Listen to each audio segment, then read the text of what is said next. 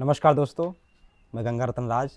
आज आपके लिए हिंदी साहित्य की अत्यंत फेमस कविता जो सोहन लाल द्विवेदी जी द्वारा लिखित गई है लाया हूँ। ज़िंदगी में कहीं ना कहीं आपने इस कविता को ज़रूर सुना होगा, समझा भी होगा और अमल भी किया होगा। जहाँ तक मेरा अनुभव इस कविता से है, तो मैंने इस कविता को अपने बाल्यकाल में ही निराला साहित्यिक मंच से उस समय की वर्तमान सांसद महोदया श्रीमती अन्नू टंडन जी के मुख से सुना था। और उन्होंने जिस प्रकार से इस कविता को एक्सप्लेन किया था, जिस प्रकार से व्याख्या की थी, वो व्याख्या आज भी मेरे दिल में है। और अक्सर जब भी कभी ज़िंदगी में विषम परिस्थितियाँ आती हैं, जो सबके जीवन में आती हैं, हार या जीत का चुनाव करना पड़ता है, तो अक्सर इस कविता को स्मरण करता हूँ, इस कविता के भाव को स्मरण करता हूँ। और फिर इस कविता के भाव जो सोहन लाल द्विवेदी जी ने दिए हैं, जो शब्द रचना दी है, एक नया उत्साह लेकर आता है और फिर कर्म करने के लिए, अपना धर्म निभाने के लिए प्रेरित भी करता है। तो इस कविता को मैं आपको सुनाऊंगा भी और जो समुचित व्याख्या होगी बताऊंगा भी। तो कविता कुछ इस प्रकार है। लहरों से डरकर नौका पार नहीं होती, लहरों से डरकर नौका पार नहीं होती, कोशिश करने वालों की कभी हार नहीं होती। नन्ही चींटी दाना लेकर दीवारों पर चढ़ती है, नन्ही चींटी दाना लेकर दीवारों पर चढ़ती है, चढ़ती दीवारों पर 100 बार फिसलती है। मन का विश्वास रगों में साहस भरता है, चढ़कर गिरना गिरकर चढ़ना ना अखरता है। आखिर उसकी मेहनत बेकार नहीं होती, कोशिश करने वालों की कभी हार नहीं होती। ऐसा माना जाता है कि जो चींटी होती है अपने वज़न से लगभग 40 गुना अधिक वज़न उठा लेती है।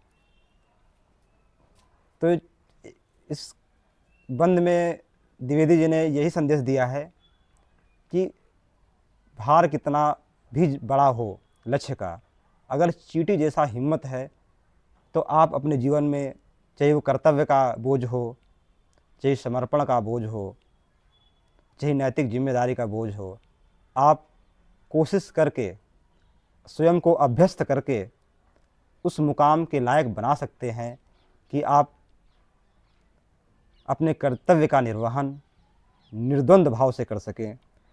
जो अगला बंद इस कविता का है कुछ इस प्रकार है।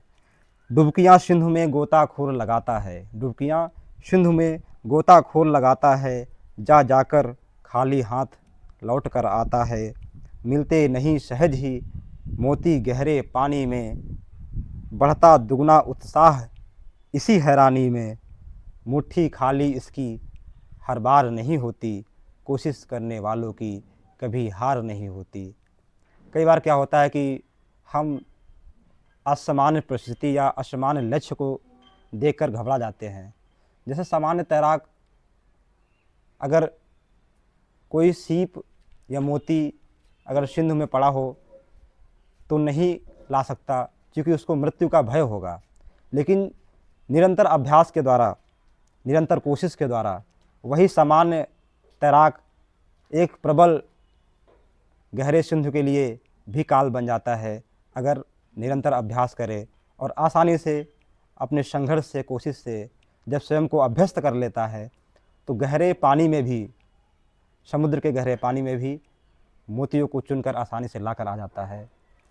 अगला बंद है कि असफलता एक चुनौती है स्वीकार करो, असफलता एक चुनौती है स्वीकार करो, क्या कमी रह गई देखो और सुधार करो। जब तक न सफल हो नींद चैन को त्यागो तुम, संघर्ष का मैदान छोड़ मत भागो तुम। कुछ किए बिना ही जय जयकार नहीं होती, कोशिश करने वालों की कभी हार नहीं होती। इस बंद में जो है सोहन लाल जी ने यही कहा है कि अगर आप असफल होते हैं तो घबराना नहीं है, निरंतर प्रयास करना है। थॉमस अल्वा एडिसन जी ने भी कहा था कि असफलता हमें सफलता की ओर ले जाती है। आप बस प्रयास मत बंद कीजिए।